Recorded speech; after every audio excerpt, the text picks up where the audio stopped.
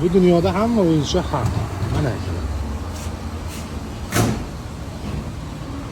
Vodiy viloyatlarida bugundan 1-iyuldan Xalqaro bolalarni himoya qilish kuniga bag'ishlab Energetika vazirligi gazni narxini oshirib qo'ydi.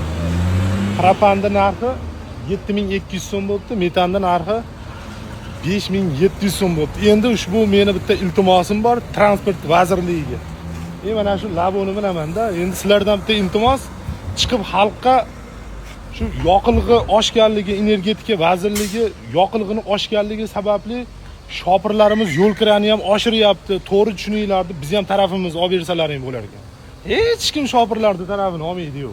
Hamma narxni oshiradi. Shopir narxni oshirsa, bizning nima daxlimiz bor, qora xalqqa tuyadimi shu gaping deydi. Hozir bittasini ishini qilib keldim, rosa ko'kda. O'shanga qilib qo'yapman. Mana shu videoni. Sog' bo'linglar, ishlaringga rivoj. Bolalarni kunida kattalarni xafa qildilaring yomon. Propanam oshib ketdi. 7200 so'm bo'ldi aka. 700 so'mga oshib ketdi. 700 so'm oshibdi. Chidaymiz, nima qilamiz? Sog' bo'linglar.